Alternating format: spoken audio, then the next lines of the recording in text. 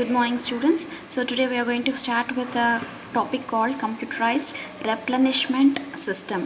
Okay, so replenish ಅಂತ ಕೇಳಿದ್ರೆ it is called as refill ಅಂತ ಕೇಳಿದ್ರೆ ಖಾಲಿಯಾಗಿರೋ ಪ್ಲೇಸಸ್ನ ಪದೇ ಫಿಲ್ ಮಾಡೋದನ್ನೇ ರೆಪ್ಲೆಶ್ಮೆಂಟ್ ಅಂತ ಕರಿತೀವಿ. Okay, and this computerised replenishment system is also called as automatic store replenishment. Okay, ಅದೇನಪ್ಪ ಅಂತ ಕೇಳಿದ್ರೆ it refers to the preparation of orders by the computer integrated information about the product movement outside the factors that effects the demand. Actually inventory levels, products receipts and safety stock levels. Okay, let me come back with our local explanation. The thing is ಇದು ಎಂಥ system ಅಂತ ಕೇಳಿದ್ರೆ ಖಾಲಿಯಾಗಿರೋ ಸ್ಟಾಕನ್ನು ಮತ್ತೆ fill ಮಾಡೋದು with the help of the computer. Okay, ಮತ್ತು you can easily find out through the computer integrated information how the products are moving, how to solve the demand and how to maintain the product levels to maintain the safety of sales. Okay, so ಇದನ್ನೇ ನಾವೇನಂತ ಕರಿತೀವಿ ಅಂದರೆ computerised replenishment system ಅಂತ ಕರಿತೀವಿ. Okay, so madam why should we use the system madam ಅಂತ ಕೇಳಿದ್ರೆ ನಾವು ಒಂದೊಂದ್ಸತಿ ಸ್ಟಾಕನ್ನು ಜಾಸ್ತಿ ಮೇಂಟೈನ್ ಮಾಡೋಕ್ಕಾಗಲ್ಲ. ಸೊ ಅಂಥ ಟೈಮಲ್ಲಿ ನೀವು ನೋಡಿರ್ಬೋದು ದೊಡ್ಡ ಮಾಲ್ಸ್ ಮತ್ತು ಡಿಪಾರ್ಟ್ಮೆಂಟಲ್ ಸ್ಟೋರ್ಸಲ್ಲಿ ಒನ್ಸ್ ಸ್ಟಾಕ್ ಸ್ಟಾಕ್ ಸೇಲ್ ಆಗ್ತಾ ಅದನ್ನು ಹಂಗೆ ಸಿಸ್ಟಮಲ್ಲಿ ಅಪ್ಲೋಡ್ ಮಾಡ್ತಾ ಇರ್ತಾರೆ.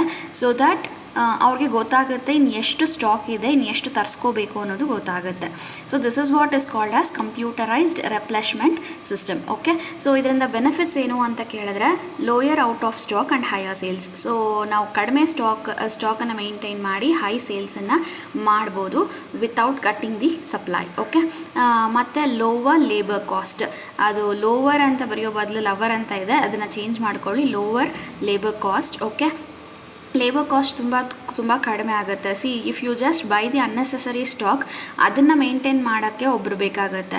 ಅದೇ if you maintain the minimum stock you need a very less labour, so that ಅವ್ರಿಗೆ ಸ್ಯಾಲ್ರಿ ಕೊಡೋದು ಮತ್ತು ಅವ್ರ ಮೇಂಟೆನೆನ್ಸ್ ಚಾರ್ಜ್ ಇದೆಲ್ಲ ನಮಗೆ ಕಡಿಮೆ ಆಗುತ್ತೆ. ಸೊ ಅದಕ್ಕೋಸ್ಕರನೇ ಲೋವರ್ ಲೇಬರ್ ಸ್ಟಾಕ್ ಅನ್ನೋದು ಕಾಸ್ಟ್ ಅನ್ನೋದು ಆಗುತ್ತೆ. Okay, so because all the work is been done by the computer itself. Okay, so third benefit lower inventory cost. That's true again. So ಜಾಸ್ತಿ ಸ್ಟಾಕನ್ನು ತಂದರೆ you have to maintain it in the godown. So again, if you want to get a godown, you have to pay the rent and you have to bear the unnecessary expenses.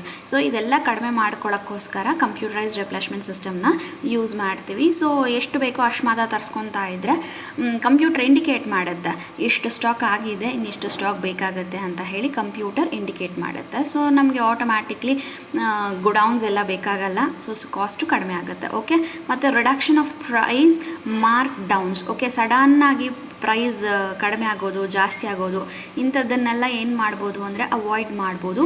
So that ನಾವು sales ಮಾಡುವಾಗ you can make it in a proper percentage without facing any losses. Okay, reduction of loss leaders. Okay, that's what I just came to say you. Loss leaders ಅಂದರೆ loss ಅನ್ನೋ ಕಾನ್ಸೆಪ್ಟ್ಗೆ ಜಾಗನೇ ಇರೋಲ್ಲ when you keep on maintaining the necessary stock with the help of the computer. Okay, next benefit is reduced administration cost. That's true. ಸ್ಟಾಕನ್ನು ನಾವು ಜಾಸ್ತಿ maintain ಮಾಡಿದರೆ ಅದನ್ನು ನೋಡ್ಕೊಳ್ಳೋಕ್ಕೆ ಅಂತಲೇ ಒಬ್ಬರು ಬೇಕಾಗುತ್ತೆ, ಅದ್ರ ಬಗ್ಗೆ ಮತ್ತು ಅಕೌಂಟ್ಸ್ ಪ್ರಿಪೇರ್ ಮಾಡೋಕ್ಕೆ ಅಂತಲೇ ಒಬ್ಬರು ಬೇಕಾಗುತ್ತೆ. ಇದನ್ನೆಲ್ಲ ನಾವು ಅನ್ನೆಸೆಸರಿಯಾಗಿ ಏನು ಮಾಡ್ಬೋದು, ಸ್ಪೆಂಡ್ ಮಾಡೋ ಬದಲು ನಾವು ಕಂಪ್ಯೂಟರೈಸ್ಡ್ ರೆಪ್ಲೆಶ್ಮೆಂಟ್ ಸಿಸ್ಟಮ್ನ ನಾವು ಫಾಲೋ ಮಾಡಿದ್ರೆ ನಮಗೆ ಅಡ್ಮಿನಿಸ್ಟ್ರೇಷನ್ ಕಾಸ್ಟ್ ಅನ್ನೋದು ಕಡಿಮೆ ಆಗುತ್ತೆ. So this is again a very important topic for you. Actually next ನಾವು ನೋಡೋ ಟಾಪಿಕ್ ಬಂದು ಕಾರ್ಪೊರೇಟ್ ರೆಪ್ಲೆಶ್ಮೆಂಟ್ ಪಾಲಿಸಿ. ಸೊ ಇವಾಗವರೆಗೂ ನಾವು ನೋಡಿದ್ದು ಕಂಪ್ಯೂಟರೈಸ್ಡ್, ಇವಾಗ ನಾವು ನೋಡೋದು ಕಾರ್ಪೊರೇಟ್ ಅಂದರೆ ಕಂಪನಿ, ರೆಪ್ಲೆಶ್ಮೆಂಟ್ ಅಂದರೆ ರೀಫಿಲ್ ಪಾಲಿಸಿ ಅಂದರೆ ಕಂಪನೀಸಲ್ಲಿ ಯಾವ ರೀತಿ ಸ್ಟಾಕನ್ನು ಆಗೋಗಿರೋ ಸ್ಟಾಕನ್ನು ಫಿಲ್ ಮಾಡ್ತಾರೆ ಅನ್ನೋದು ಈ ಕಾನ್ಸೆಪ್ಟ್. ಓಕೆ, ಸೊ ಆ್ಯಕ್ಚುಲಿ ಕಂಪನೀಸಲ್ಲಿ ನೋಡಿದ್ರೆ standard set of rules and regulations ಮತ್ತು ಗೈಡ್ಲೈನ್ಸ್ನ ಯೂಸ್ ಮಾಡ್ತಾರೆ to make the better decision on the stock. Okay, so ಕಂಪನೀಸಲ್ಲಿ ಎಸ್ಪೆಷಲಿ ಸ್ಟಾಕ್ ಬಗ್ಗೆ ಸ್ಟಾಕ್ಗೆ ಒಂದು ದೊಡ್ಡ ಇಂಪಾರ್ಟೆನ್ಸೇ ಕೊಡ್ತಾರೆ. And at the same time ಸ್ಟಾಕನ್ನು ಕರೆಕ್ಟ್ ಲೆವೆಲಲ್ಲಿ ಮೇಂಟೈನ್ ಮಾಡೋಕ್ಕೆ they try to follow few standards. Okay, ಸ್ಟ್ಯಾಂಡರ್ಡ್ಸ್ನ ಇಟ್ಕೊತಾರೆ. Standards are nothing but the set of rules and regulations. ಎಷ್ಟು ಪರ್ಚೇಸ್ ಮಾಡಬೇಕು, ಎಷ್ಟು ಮ್ಯಾನುಫ್ಯಾಕ್ಚರ್ ಮಾಡಬೇಕು, ಯಾವ ಪ್ಲೇಸಲ್ಲಿ ಸ್ಟೋರ್ ಮಾಡಬೇಕು, ಯಾವ ವೇರ್ ಹೌಸಲ್ಲಿ ಸ್ಟೋರ್ ಮಾಡಬೇಕು, ಸೊ ಎಲ್ಲಿದ್ದರೆ ಕಾಸ್ಟ್ ಕಡಿಮೆ ಅಂತ ಹೇಳಿ ಒಂದು ಸ್ಟ್ಯಾಂಡರ್ಡೈಸ್ಡ್ ಫ್ರೇಮ್ ವರ್ಕ್ನ ಮಾಡ್ತಾರೆ. ಸೊ ಇಂಥ ಒಂದು ಫ್ರೇಮ್ ವರ್ಕ್ನ ಏನಂತ ಕರಿತೀವಿ ಅಂತ ಕೇಳಿದ್ರೆ ಕಾರ್ಪೊರೇಟ್ ರೆಪ್ಲೆಶ್ಮೆಂಟ್ ಪಾಲಿಸಿ ಅಂತ ಕರಿತೀವಿ. ರೆಪ್ಲೆಶ್ಮೆಂಟ್ ಅಂದರೆ don't get confused, it is nothing but refilling. Okay, so next ನಾವು ನೋಡೋ ಟಾಪಿಕ್ ಏನು ಅಂದರೆ ಅಪ್ರೋಚಸ್. ಸೊ ಕಂಪನಿಯಲ್ಲಿ ಯಾವ ರೀತಿಯಾದ ಅಪ್ರೋಚಸ್ನ ಮೇಂಟೈನ್ ಮಾಡ್ತಾರೆ for CRP. Okay, so 2 strategies ಇದೆ. Strategies are long term plans. Okay, strategies, make sure that strategies are nothing but the long term plans. It is not long term goals. Okay, long term plans to fulfill our goals is called as the strategy. Okay, so 2 strategies ಇದೆ ಕಂಪನಿಯಲ್ಲಿ to maintain CRP ಅಂದರೆ corporate replenishment policy. Okay, so ಒಂದು ಬಂದು push strategy, ಇನ್ನೊಂದು ಬಂದು pull strategy. So the product ಅನ್ನೋದು ವೇರ್ ಹೌಸಲ್ಲಿ ಸ್ಟೋರ್ ಮಾಡಿ ಮತ್ತು ಮಾರ್ಕೆಟ್ಗೆ ತಗೊಂಡು ಹೋಗಿ ಸೇಲ್ ಮಾಡಿದ್ರೆ only at the time of demand, it is called as the push strategy. ಅಂದರೆ ಇಲ್ಲಿ ನಾವು ಏನೇನು ಪುಷ್ ಮಾಡ್ತಾ ಇದ್ದೀವಿ ಅಂದರೆ ಪ್ರಾಡಕ್ಟ್ನ ಪುಷ್ ಮಾಡ್ತಾ ಇದ್ದೀವಿ ಏನಕ್ಕೋಸ್ಕರ ಅಂದರೆ to create a demand. Okay, so let me read it for you. The product is produced and stored in the warehouse and is sold in the market has and when the demand arises. Here the pressure is created in the market to push the product. That's true. ಪ್ರಾಡಕ್ಟ್ನ ಮಾರ್ಕೆಟಲ್ಲಿ ಮಾರಾಟ ಮಾಡೋಕ್ಕೆ ಪ್ರೆಷರ್ನ create ಮಾಡೋದ್ರಿಂದ ಇದನ್ನು push strategy ಅಂತ ಕರಿತೀವಿ. Okay, next one ಬಂದು pull strategy. The product is manufactured based on the consumer demand and unnecessary storage of stock is avoided. ಯಾವಾಗ ಕನ್ಸ್ಯೂಮರ್ಸ್ ಬೇಕು ಅಂತ ಡಿಮ್ಯಾಂಡ್ ಮಾಡ್ತಾರೋ ಅವಾಗ ಮಾತ್ರ ಮ್ಯಾನುಫ್ಯಾಕ್ಚರ್ ಮಾಡಿದ್ರೆ okay, that is called as pull strategy. ಇಲ್ಲಿ ಇವ್ರ ಕಾನ್ಸೆಪ್ಟ್ ಏನು ಅಂತ ಕೇಳಿದ್ರೆ ಅನ್ನೆಸೆಸರಿ ಸ್ಟಾಕ್ನ ಏನು ಮಾಡೋದು, ಅವಾಯ್ಡ್ ಮಾಡೋದು.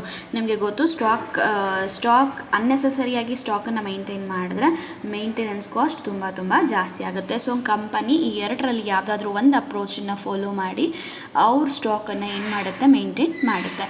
So again in this class we are going to go with the 4th P, that is promotion. You know very well, all the companies, they try to produce the product, sell it in the market and make the profit. The main intention of every company is to earn the profit and stay in the market for the longer period of time. Okay, so now ಇಂಥ ಪ್ರಾಡಕ್ಟ್ನ produce ಮಾಡಿದ್ದೀವಿ, you need to buy the product in this particular place ಅಂತ ಹೇಳಿ ಅಥವಾ ಹೇಳೋಕ್ಕೆ ಮತ್ತು at the same time to just inform about the product usage. ಇದಕ್ಕೆಲ್ಲ ಏನು ಬೇಕು ಅಂದರೆ ಒಂದು ಪ್ರಮೋಷನ್ ಬೇಕು. ಪ್ರಮೋಷನ್ ಅಂದರೆ you are going to create a message to the customers that the particular product is produced, the particular product can be used in such a way and the particular product is available in such a place. This message, creation of message is called as promotion. Okay, so come back. Promotion anta ಕೇಳಿದ ಕೂಡಲೇ meaning ಇಷ್ಟೇ ಇರೋದು. Promotion is a form of corporate communication. ಅಂದರೆ corporates, especially ಯಾರು corporates ಅಂದರೆ ಡೌಟೇ ಬೇಡ, corporates ಅಂದರೆ ಕಂಪನೀಸ್ ಅವರು ಅನೌನ್ಸ್ ಮಾಡ್ತಾರೆ, ಕಮ್ಯುನಿಕೇಟ್ ಮಾಡ್ತಾರೆ. ಏನು ಅಂತ ಕೇಳಿದ್ರೆ particular organisation is producing a particular type of product ಅಂತ ಹೇಳಿ ಅನೌನ್ಸ್ ಮಾಡ್ತಾರೆ. ಅಂತ ಅನೌನ್ಸ್ಮೆಂಟ್ನ ಪ್ರಮೋಷನ್ ಅಂತ ಕರಿತೀವಿ. ಸೊ ಪ್ರಮೋಷನಲ್ಲಿ you have good number of subcategories. ಏನೇನೆಲ್ಲ ಪ್ರಮೋಷನ್ಸ್ ಅಂತ ಕೇಳಿದ್ರೆ, ಟೈಪ್ಸ್ ಆಫ್ ಪ್ರಮೋಷನ್ಸ್ ಅಂತ ಕೇಳಿದ್ರೆ personal selling, advertising, sales promotion, direct marketing and publicity. Okay, so ಒಂದೊಂದಾಗಿ ನೋಡೋಣ. ನೆಕ್ಸ್ಟ್ ಕ್ಲಾಸಲ್ಲಿ ಒಂದೊಂದಾಗಿ ನೋಡೋಣ. So right now we are going to go with the other topic, that is objective of promotion. So ಏನಕ್ಕೆ madam promotion ಕೊಡಬೇಕು, ಅದರ intention ಏನು ಅಂತ ನೀವು ಏನಾದರೂ ಕೇಳಿದ್ರೆ, ಫಸ್ಟ್ ಒನ್ ಬಂದು to build awareness. To build awareness ಅಂತ ಕೇಳಿದ್ರೆ ಕಸ್ಟಮರ್ಸ್ ಅಥವಾ ಕನ್ಸ್ಯೂಮರ್ಸ್ಗೆ ತಿಳಿಸೋಕ್ಕೋಸ್ಕರ ಇಂಥ ಒಂದು ಕಂಪನಿ ಇಂಥ ಒಂದು ಪ್ರಾಡಕ್ಟ್ನ ಪ್ರೊಡ್ಯೂಸ್ ಮಾಡ್ತಾ ಇದೆ, ಇಷ್ಟು ಟೈಮ್ ಒಳಗಡೆ ಇದು ಅವೈಲಬಿಲಿಟಿ ಆಗುತ್ತೆ ಅಂತ ಹೇಳಿ ತಿಳಿಸೋಕ್ಕೋಸ್ಕರ, to build an awareness that a particular product has been produced by a particular company with a particular ingredients and rate ಅಂತ ಹೇಳಿ ನ್ಯೂ ಪ್ರಾಡಕ್ಟ್ ಬಗ್ಗೆ ತಿಳಿಸೋಕ್ಕೆ. ಓಕೆ, ನೆಕ್ಸ್ಟ್ ಒನ್ ಬಂದು ಟು ಕ್ರಿಯೇಟ್ ದಿ ಇಂಟ್ರೆಸ್ಟ್. ನಾವು promotion ಎಷ್ಟು ಜಾಸ್ತಿ ತೋರಿಸ್ತೀವೋ customers ಅಥವಾ ಕನ್ಸ್ಯೂಮರ್ಸಲ್ಲಿ ಅಷ್ಟು interest create ಆಗುತ್ತೆ. ಅದನ್ನು ನೋಡ್ತಾ ನೋಡ್ತಾ ಮನುಷ್ಯನ ಕಸ್ಟಮರ್ಸಿನ ಸೈಕಾಲಜಿ ಏನು ಗೊತ್ತಾ, ನೋಡ್ತಾ ನೋಡ್ತಾ ಅದನ್ನು ತಗೋಬೇಕು ಅನ್ನೋ ಒಂದು ಇಂಟೆನ್ಷನ್ ಬರುತ್ತೆ. ಅದನ್ನು ಕ್ರಿಯೇಟ್ ಮಾಡೋಕ್ಕೋಸ್ಕರ ನಾವು ಪ್ರಮೋಷನ್ನ ಕೊಡ್ತೀವಿ to provide information. This is very important. ನಾವು ಪ್ರಮೋಷನ್ ಕೊಡೋ ಇನ್ನೊಂದು ಒಬ್ಜೆಕ್ಟಿವ್ ಏನು ಅಂದರೆ ಇಂಥ ಪ್ರಾಡಕ್ಟ್ ಮಾರ್ಕೆಟಲ್ಲಿ ಅವೈಲಬಿಲಿಟಿ ಇದೆ ಅಂತ ಮಾತ್ರ ಹೇಳೋಕ್ಕಲ್ಲ, ಅಟ್ ದ ಸೇಮ್ ಟೈಮ್ ಆ ಪ್ರಾಡಕ್ಟ್ನ ಹೆಂಗೆ ಯೂಸ್ ಮಾಡಬೇಕು, ಹೇಗೆ ಯೂಸ್ ಮಾಡಬೇಕು, ಅದರಿಂದ ಬೆನಿಫಿಟ್ಸ್ ಏನು ಅಂತ ಹೇಳಿ ಕಸ್ಟಮರ್ಸ್ಗೆ ತಿಳಿಸೋಕ್ಕೋಸ್ಕರ. Okay, so next fourth point ಬಂದು to stimulate the demand. Stimulate the demand ಅಂದರೆ to create the demand.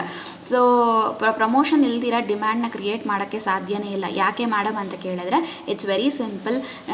Promotion ಇದ್ರೇ ಇಂಥ ಪ್ರಾಡಕ್ಟ್ ಬಂದಿದೆ ಮಾರ್ಕೆಟ್ಗೆ ಅಂತ ಗೊತ್ತಾಗುತ್ತೆ. ಬಂದಿದೆ ಅಂತ ಗೊತ್ತಾದ್ರೇ ಡಿಮ್ಯಾಂಡ್ ಅನ್ನೋದು ಕ್ರಿಯೇಟ್ ಆಗುತ್ತೆ, ಇಲ್ಲ ಅಂದರೆ ಇಲ್ಲ. ಓಕೆ, ಸೊ ನೆಕ್ಸ್ಟ್ ಒನ್ ಬಂದು to encourage the bulk purchase. This is very important.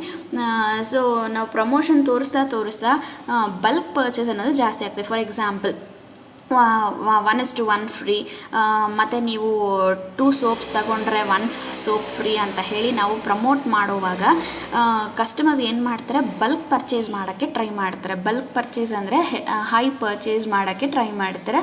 So ಆವಾಗ ಈಸಿಯಾಗಿ ಪ್ರಾಡಕ್ಟ್ಸ್ ಏನಾಗುತ್ತೆ, ಸೇಲ್ ಆಗುತ್ತೆ. Okay, to create the repeat customers. Okay, ಕಸ್ಟಮರ್ಸ್ನ ರಿಪೀಟೆಡ್ ಆಗಿ ಅದೇ ಪ್ರಾಡಕ್ಟ್ನ ಬೈ ಮಾಡೋ ಥರ ಮಾಡೋದೇ the other objective of the promotion. Okay, next one ಬಂದು to reinforce brand. To reinforce brand ಅಂದರೆ ಪದೇ ಪದೇ ಆ ಬ್ರ್ಯಾಂಡ್ ಇಮೇಜನ್ನು ಬೆಳೆಸೋದು. Okay, to make the brand grow in the market, brand name of the company. So ಪ್ರಮೋಷನಿಂದ ಇವಾಗ for example ನಮಗೆ ಟಾಟಾ ಅಂದಿದ್ದ ಕೂಡಲೇ ಅಥವಾ ಟಾಟಾ ಸಾಲ್ಟ್ ಅಂದಿದ್ದ ಕೂಡಲೇ ನಮಗೆ ಅಂದರೆ ಅವ್ರು ತೋರಿಸೋ ಅಡ್ವರ್ಟೈಸ್ಮೆಂಟಿಂದ ನಮಗೆ ಎಲ್ಲಾದರೂ ಹೋಗಿ ಅಂಗಡಿಯಲ್ಲಿ ನಿಂತ್ಕೊಂಡಿದ್ದ ಕೂಡಲೇ ಏನು ಸಾಲ್ಟ್ ಬೇಕು ಅಂದರೆ ಟಾಟಾ ಸಾಲ್ಟ್ ಬೇಕು ಸರ್ ಅಂತ ಕೇಳ್ತೀವಿ. ಸೊ ಆ ಥರ ನಮ್ಮ ಮೈಂಡಲ್ಲಿ ಆ ಬ್ರ್ಯಾಂಡ್ ಹೆಸರನ್ನ ಫಿಕ್ಸ್ ಮಾಡ್ಸೋಕ್ಕೋಸ್ಕರನೇ ಪ್ರಮೋಷನ್ ಅನ್ನೋದನ್ನು ಕ್ರಿಯೇಟ್ ಮಾಡ್ತಾರೆ. ಓಕೆ, ನೆಕ್ಸ್ಟ್ ಒನ್ ಬಂದು communication. Okay, so what is communication madam ಅಂತ ಕೇಳಿದ್ರೆ, communication is it is communication is nothing but the exchange of information. Okay, exchange of information is called as the communication. So information ನಾವು ಒಬ್ಬರಿಂದ ಒಬ್ಬರಿಗೆ ಹಂಚ್ಕೊತೀವಲ್ವ, ಹಂಚ್ಕೊಳ್ಳೋದನ್ನು ಏನಂತ ಕರಿತೀವಿ, communication ಅಂತ ಕರಿತೀವಿ. So process of ಕಮ್ಯುನಿಕೇಷನಲ್ಲಿ 2 participants ಇದ್ದಾರೆ. ಯಾರು ಅಂತ ಕೇಳಿದ್ರೆ ಫಸ್ಟ್ ಒನ್ ಬಂದು ಮೆಸೇಜ್ ಪ್ರೊವೈಡರ್. ಯಾರು ಮೆಸೇಜನ್ನು ಕೊಡ್ತಾರೋ ಅವರು ಮೆಸೇಜ್ ಪ್ರೊವೈಡರ್. ಓಕೆ, ಮತ್ತು ಯಾರು ಮೆಸೇಜನ್ನು ತಗೊತಾರೋ ಅವರು ಬಂದು they are called has the message receiver. Okay, so come back. ಇಲ್ಲಿ ನೋಡಿ ಒಂದು ಡಯಾಗ್ರಾಮ್ ನಿಮಗೆ ಕ್ಲಿಯರಾಗಿ ತೋರಿಸುತ್ತೆ. ಎನ್ಕೋಡ್ ಒಂದು ಮೀಡಿಯಾ, ಎನ್ಕೋಡ್ ಅಂದರೆ ಕಮ್ಯುನಿಕೇಷನ್ನ ಕೊಡೋ ಅಂದರೆ ಬೇಕಾಗಿರೋ ಇನ್ಫಾರ್ಮೇಷನ್ನ ಲೋಡ್ ಮಾಡೋದು ಥ್ರೂ ಪರ್ಟಿಕ್ಯುಲರ್ ಮೀಡಿಯಾ. ಅದನ್ನು ಯಾರು ತಗೊತಾರೆ ಅಂದರೆ ಡಿಕೋಡ್ ಮಾಡ್ತಾರೆ, ಅಂದರೆ ಕನ್ಸ್ಯೂಮರ್ಸ್ ತಗೊತಾರೆ. ಮತ್ತು ಅದನ್ನು ಅದೇ ರಿವರ್ಸಬಲ್ ಪ್ರಾಸೆಸ್ ಆಗ್ತಾ ಇರುತ್ತೆ. ಓಕೆ, ಫೀಡ್ಬ್ಯಾಕ್ ರಿಸೀವರ್ ಮತ್ತು ಅದನ್ನು ಫೀಡ್ಬ್ಯಾಕ್ ರೂಪದಲ್ಲಿ ಸೋರ್ಸಸ್ಗೆ ಕಳಿಸ್ತಾರೆ. ಓಕೆ, ಸೋರ್ಸಸ್ ಅಂದರೆ ಅದು ಎಲ್ಲಿಂದ ಇನ್ಫಾರ್ಮೇಷನ್ ಬಂದಿರುತ್ತೋ ಅಲ್ಲಿಗೆ. Okay, so in the next class we shall go with the obstacles of that affects the communication. Oh, thank you. Let you meet you back.